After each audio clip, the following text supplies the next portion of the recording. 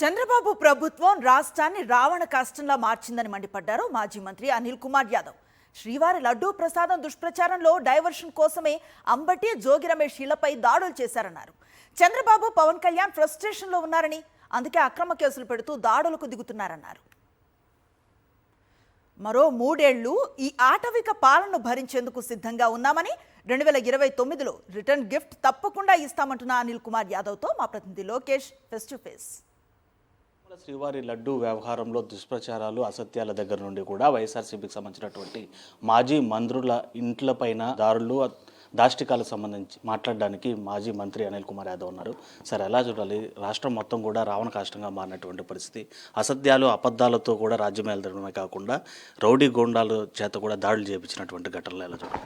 ఏదైతే ప్రభుత్వం వచ్చిన దగ్గర నుంచి కేవలం అభివృద్ధి అనేది పక్కన పెట్టేసి రాష్ట్రంలో అరాచకాలు, దౌర్జన్యాలు, దాడులు, దోపిడీలతో ఈరోజు రాష్ట్రాన్ని ముందుకు తీసుకెళ్తాను చంద్రబాబు నాయుడు. ఈరోజు ఆ తిరుమల లడ్డు వ్యవహారం బయటకు వచ్చేయడంతో వెంటనే అంబటి రాంబాబు గారి మీద కావచ్చు, బీసీ నాయకులైన జోగి రమేష్ గారి మీద కావచ్చు, దాడులకి తీసుకురావటం, దాడులు చేసి దాన్ని పక్కదోవ పట్టించి ఈరోజు దాన్ని మళ్ళీ దాడులు చేయటమే కాకుండా ఈరోజు రాంబాబు అన్నని మళ్ళీ కేసు పెట్టి ఈరోజు అనేక రకాల ఇబ్బంది పెట్టి ఈరోజు జోగి రమేష్ గారు బీసీ నాయకుడు, వీళ్ళు బీసీల మీద ప్రేమని చెప్తారు రకరకాలు. ఆఖరికి మహిళలు ఇంట్లో ఉంటే, వాళ్ళ భార్య, అందరూ పిల్లలు అందరూ ఉంటే ఈరోజు పెట్రోల్ బాంబులు వాళ్ళ ఇళ్ల మీద వేసి దాడులు చేసిన సంఘటనలు ఈరోజు చూస్తూ ఉన్నాం. ఆయన పవన్ కళ్యాణ్ గారు మాటకు వస్తే ఎక్కడుండో ఎప్పుడు వస్తారో మాట్లాడతారు. ఈరోజు రాష్ట్రంలో జరుగుతున్న దాడులు కానీ, ఈరోజు అంబటి రాంబాబు వాళ్ళ ఇంట్లో పిల్లలు ఉన్నారు, మహిళలు ఉన్నారు, అంబటి రాంబాబు అన్న వైఫ్ ఉన్నారు, అందరూ ఉన్నారు, వాళ్ళందరూ మహిళలు కదా. ఈరోజు జోగి రమేష్ అన్న ఇంటి మీద దాడి, ఆ బాంబుల్లో అక్కడున్న వాళ్ళు జోగి రమేష్ అన్న వాళ్ళ వారి ఇంట్లో వాళ్ళ ఇంట్లో ఉన్న మహిళ కదా. అంటే వాళ్ళకి మా ఇండ్లల్లో జరిగితే ఉంటేనే మహిళలు, మా పార్టీలో ఉంటేనే బీసీ నాయకులు, మా పార్టీలో ఉంటేనే కాపు నాయకులు, వేరే పార్టీలో కాపు నాయకులు కాదు, వేరే పార్టీలో బీసీ నాయకులు కాదు, వేరే పార్టీలలో ఉన్న భార్యలు కాదు, బిడ్డ మహిళలు కాదు, మేము దాడులు చేస్తాం, మా నోటు వచ్చినట్టు ఇష్టం చేస్తున్నాం. ప్రభుత్వం ఈరోజు చూస్తూ ఉన్నాం.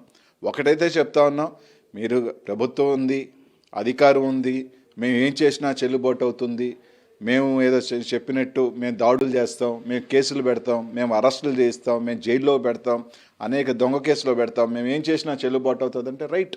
ఇంకో 2.5 సంవత్సరం మీకు టైం ఉంది. తప్పకుండా చంద్రబాబు నాయుడు తప్పకుండా దిగటం జరుగుతుంది. జగన్మోహన్ ముఖ్యమంత్రి తగిన మూల్యం ప్రతి ఒక్కరూ చెల్లిస్తారు. దీంట్లో అసత్యాలపైన ఏమాత్రం సిగ్గుపడకుండా కూడా వాటిపైన క్షమాపణ చెప్పకపోగా ఫ్లెక్సీలు ఏర్పాటు చేసినటువంటి నేపథ్యం చూసాం. అందువల్లే ఈ రగడ మొత్తం కూడా ప్రారంభమైనటువంటి చంద్రబాబు నాయుడు చరిత్రే అబద్ధాలు చెప్పడం. చంద్రబాబు నాయుడికి సిగ్గు, అసహాయాన్ని జయించినోడు చంద్రబాబు నాయుడుకి. సిగ్గు, శరం, మానం అట్లాంటి ఏమి చంద్రబాబు నాయుడుకు ఉండవు. అవి ఉండకపోగా చెప్పినట్టు ఏదో ఒకగా ప్రజల దోవని పట్టించి ఫ్లెక్సీలు పెట్టారు. దానికి సంబంధించి ఈరోజు మాట్లాడే క్రమంలో ఇవన్నీ చేయడం జరుగుతుంది. కాబట్టి చంద్రబాబు నాయుడికి అవి ఉంటాయని అనుకుంటే అది పొరపాటు తప్ప చంద్రబాబు నాయుడుకి అవన్నీ ఏమి లేవు. అవన్నీ వదిలేసి ఎన్నో సంవత్సరాలు అయిపోయింది చంద్రబాబు నాయుడు. దీనికి సంబంధించి అధికారులు కూడా ఏ రోజు మీరు నచ్చినట్టు వాళ్ళు చెప్పినట్టు తందానా ఆడితే తప్పకుండా రేపు 29లో అధికారం మారిన తర్వాత మూల్యం చెల్లించాల్సి వస్తుంది. మీ ఇంటికి మా ఇంటి వెళ్తారు, మా ఇంటి నుంచి కూడా మీ ఇంటికి అదే దారి, అదే ఇబ్బంది ఏమి ఉండదు. అందరూ కూడా లెక్కలు సరివుతాయి. ఈరోజు నిజంగా చెప్తున్నాం, గర్వపడతా ఉన్నాం.